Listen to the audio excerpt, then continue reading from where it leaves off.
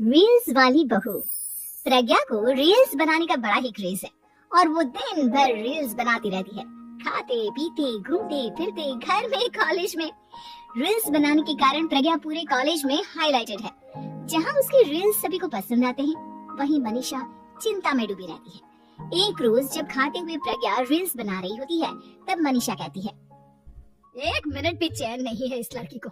यह नहीं कि खाना तो आराम से खा ले, लेकिन नहीं, अरे थोड़ी देर रील्स नहीं बनाओगी तो आसमान नहीं टूट पड़ेगा। अरे मम्मी, इसी को तो कहते हैं डिटर्मिनेशन।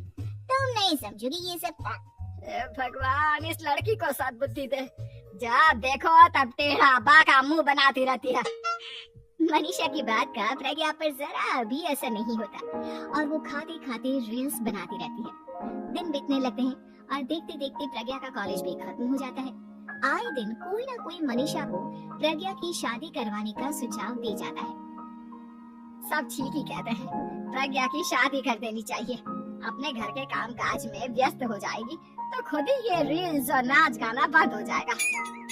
मनीषा और प्रेम प्रज्ञा के लिए एक अच्छा लड़का ढूंढने लगते हैं और तभी विकी का रिश्ता प्रज्ञा के लिए आता है, जिसने प्रज्ञा को उसकी रील्स देखकर पसंद कर लिया था। अगले दिन विकी अपने माता पिता के साथ प्रज्ञा के घर पहुंच जाता है और प्रज्ञा साड़ी पहने हाथों में चाय की ट्रे लिए उनके सामने आती है। जब विकी को पसंद है तो हमें भी बहू पसंद है। बहन जी, आप बारात की तैयारी कीजिए। एक बार लड़का लड़की अकेले में बात कर ले तो अच्छा रहेगा। हाँ हाँ, क्यों नहीं। मनीषा विकी को प्रज्ञा के कमरे में भेजती है, जहाँ प्रज्ञा पहले से ही रील्स बना रही होती है। तभी विकी कहता है, आ गए आपके साजन जी। हमारे साथ ये रील्स कंप्लीट करती तो और भी अच्छा रहता। अच्छा जी, अब आ ही गए हैं तो बना ही लेती हूँ आपके साथ। दोनों मिलकर रील्स बनाते हैं। जब वी मीट और तुरंत पोस्ट भी कर देते हैं। फिर विकी कहता है, जब आप साड़ी में चाय लेकर आए तब मुझे लगा कि कहीं मैं गलत घर में तो नहीं आ गया। आप सही है। दोनों की शादी पक्की हो जाती है और शादी के दिन भी प्रज्ञा रील्स बनाने से चूकती नहीं। यहाँ तक कि बारात के समय भी नाचते हुए रील्स बनाती है। सभी लोग प्रज्ञा की तारीफ के पुल बांध देते हैं और प्रज्ञा नाचती गाती अपने ससुराल चली जाती है। सब कुछ अच्छा चल रहा होता है। प्रज्ञा यहाँ भी दिन भर हर चीज की रील्स बनाती रहती है। लेकिन कुछ दिनों के बाद जब सुनीता कहती है, बहू, ये रील्स के साथ साथ कुछ काम भी कर लिया करो। वैसे तुझे और क्या क्या बनाना आता है? मम्मी जी, वैसे तो सब कहते हैं कि मैं सब कुछ अच्छा बनाती हूँ, लेकिन मुझे लगता है कि मैगी अच्छा बना लेती हूँ। हाँ, कॉफी भी अच्छा बना लेती हूँ और मुंह तो सबसे अच्छा बना लेती हूँ। है? अच्छा अच्छा।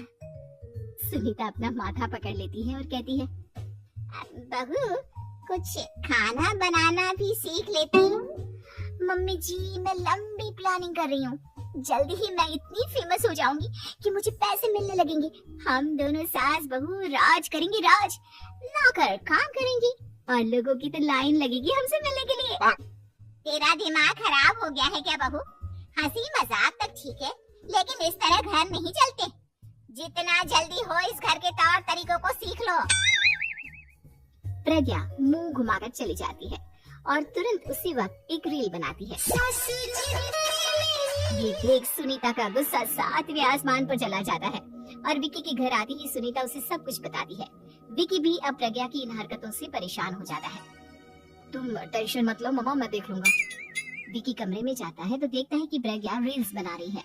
विकी बड़े ही प्यार से प्रज्ञा से कहता है, प्रज्ञा, इन सब के लिए मैं तुम्हें मना नहीं कर रहा हूँ, लेकिन फिर भी हर वक्त तो ये अच्छा नहीं लगता ना। समझने की कोशिश करो, मुझे भी तुम्हारा थोड़ा वक्त चाहिए। मैं जब ऑफिस से आता हूँ तो मुझे समय देने की जगह इसी में लगे रहते हैं। तुम ज्यादा ही सोच रहे हो। तुम भी मेरे साथ रील्स बनाओ ना, तुम्हें भी बहुत अच्छा लगेगा।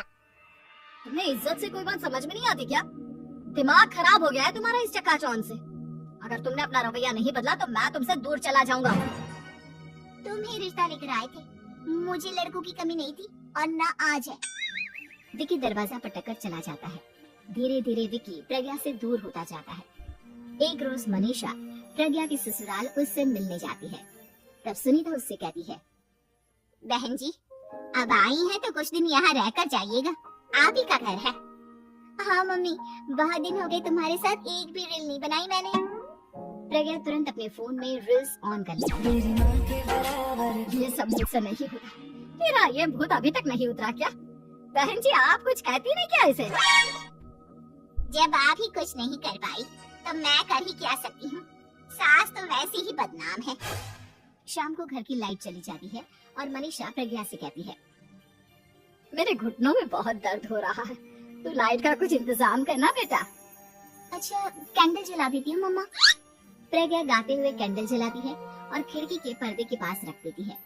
मनीषा जिसे बहुत दर्द हो रहा है वो सो जाती है और प्रज्ञा हमेशा की तरह अपने रील्स में लग जाती है। उधर कैंडल की वजह से पर्दा आग पकड़ लेता है और मनीषा के कमरे में आग लग जाती है। बचाओ, कोई है, बचाओ! सभी भागते हैं और विकी कमरे की आग बुझाने में लग जाता है, लेकिन तब तक मनीषा आधी जल चुकी थी। मनीषा की हालत देख प्रज्ञा रोने लगती है। विकी मनीषा को तुरंत हॉस्पिटल ले जाता है और उसे एडमिट कराता है। विकी प्रज्ञा से कहता है, देख लिया ना, तुम्हारे इस नाच गाने की वजह से आज तुम्हारी माँ की जान जाते जाते रह गई। अब पता नहीं तुम और क्या चाहती हो। उधर डॉक्टर कहते हैं, इनकी हालत बहुत नाजुक है, आधे से ज्यादा जल चुकी है। प्रज्ञा रोती हुई मंदिर में जाती है और भगवान के आगे जाकर कहती है, भगवान मेरी माँ को ठीक कर दो, मैं कसम खाती हूँ हाथ से ये रील्स बनाना छोड़ दूंगी, बस मुझे मेरी माँ वापस मिल जाए। 2 दिन बीत जाते हैं और मनीषा खतरे से बाहर आ जाती है। पेशेंट अब ठीक है, आप लोग उनसे मिल सकते हैं। सब कोई मनीषा से मिलता है और प्रज्ञा सबके सामने अपना फोन तोड़ देती है। मुझे माफ कर दो मम्मा, मैंने तुम लोगों की बातों को नजरअंदाज किया। बेटा कोई भी चीज जरूरत से ज्यादा खराब है, मैंने तुम्हें रील्स बनाने से कभी मना नहीं किया, लेकिन हर वक्त एक ही चीज तो सही नहीं है। मैं समझ गई हूँ मम्मा, आई एम सॉरी। प्रज्ञा उस दिन से रील्स बनाना छोड़ देती है और पूरी तरह से अपने घर में लग जाती है।